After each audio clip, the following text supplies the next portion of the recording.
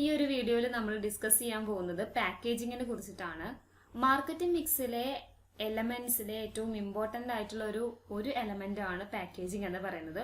So it relate to the look or physical appearance of a product. ഒരു പ്രൊഡക്റ്റിന്റെ look അല്ലെങ്കിൽ അതിന്റെ ഒരു ഫിസിക്കൽ അപ്പിയറൻസുമായി ബന്ധപ്പെട്ടിട്ടാണ് പാക്കേജിംഗ് ഉള്ളത്. When it is presented or sold to customers അല്ലെ, കസ്റ്റമേഴ്സിന് പ്രസന്റ് ചെയ്യാനോ അല്ലെങ്കിൽ അത് സോൾഡ് ചെയ്യാനോ വേണ്ടിയിട്ട് ആ പ്രൊഡക്റ്റിന് കൊടുക്കുന്ന ഒരു ഫിസിക്കൽ അപ്പിയറൻസ് അല്ലെങ്കിൽ അതിന്റെ ഒരു ലുക്കിനെയാണ് പാക്കേജിംഗ് എന്ന് പറയുന്നത്.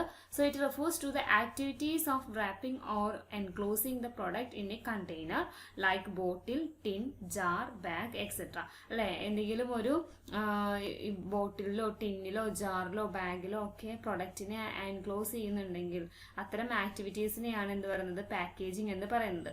So to facilitate transportation, storage, sale or consumption. അതായത് ഇത് എന്തിനാണ് ഫെസിലിറ്റി ഒരുക്കുന്നത്, സ്റ്റോർ ചെയ്യാൻ, അതുപോലെ തന്നെ സെയിൽ ചെയ്യാൻ, കൺസ്യൂം ചെയ്യാൻ, ട്രാൻസ്പോർട്ടേഷന് വേണ്ടിയിട്ട് അതിനൊക്കെ ആയിട്ട് ഫെസിലിറ്റി ഒരുക്കുന്നതാണ് പാക്കേജിംഗ് എന്ന് പറയുന്നത്.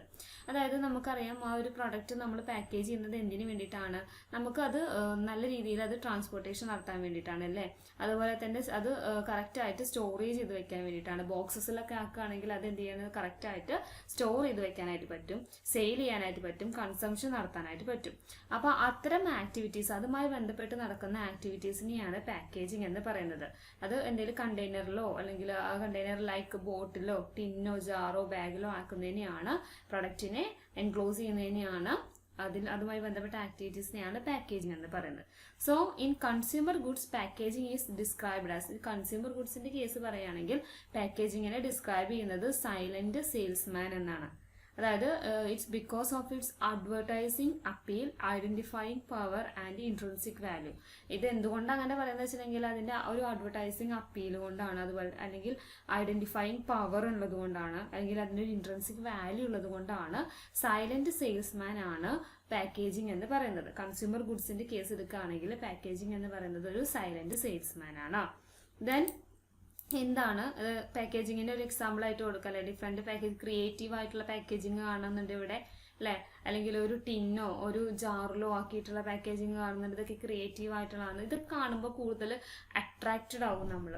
ആ ഒരു അട്രാക്ഷനാണ് പാക്കേജിങ്ങിന് ഇമ്പോർട്ടൻസ് എന്ന് പറയുന്നത്. അല്ലെങ്കിൽ അത് അതിൻ്റെ ഒരു എന്താണ്, ഡാമേജുകളൊന്നും വരാതെ നമുക്ക് സൂക്ഷിക്കാൻ കഴിയുന്ന രീതിയിലാണ് പാക്കേജിങ് ഉണ്ടായിരിക്കുക.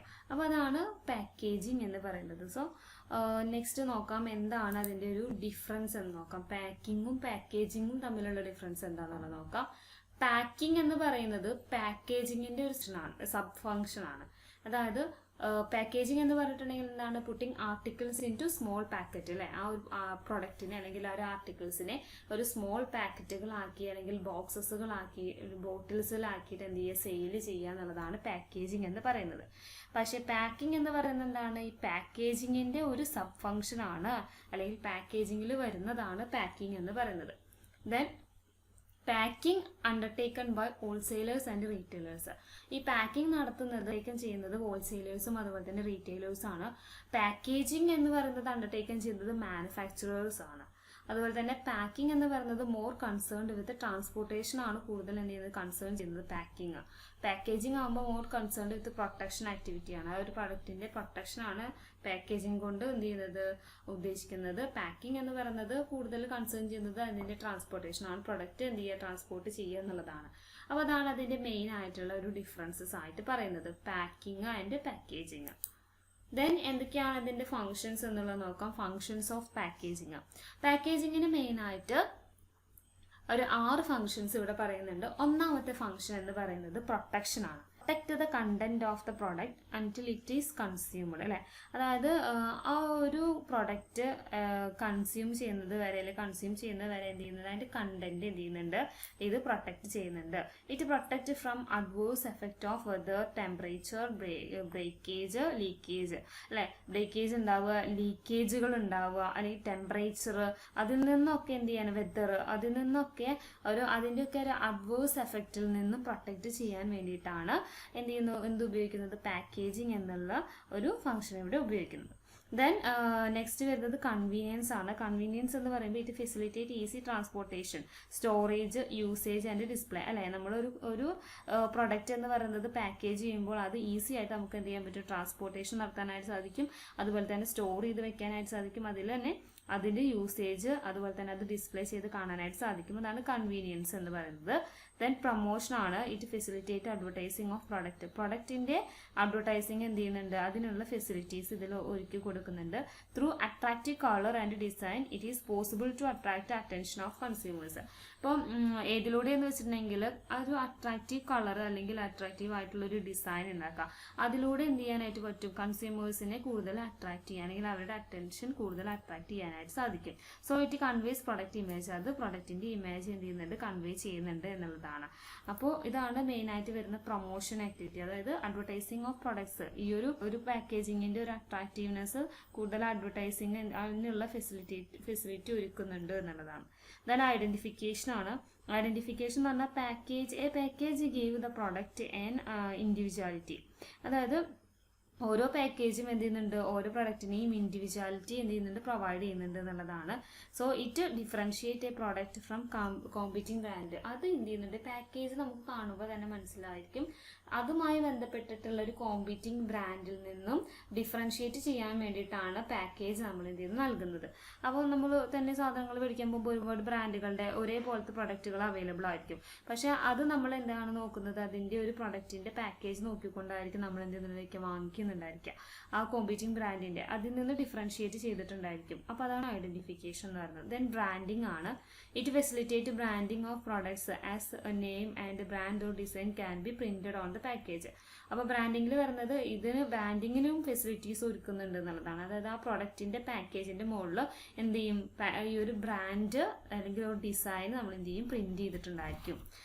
ദെൻ ഇൻഫോർമേഷൻ ആണ്. ഇൻഫർമേഷൻ എന്ന് പറഞ്ഞിട്ടുണ്ടെങ്കിൽ it enables a meaning communication with കൺസ്യൂമേഴ്സുമായിട്ടൊരു മീനിങ് കമ്മ്യൂണിക്കേഷൻ എസ്റ്റാബ്ലിഷ് ചെയ്യാനായിട്ട് സാധിക്കുന്നുണ്ട്.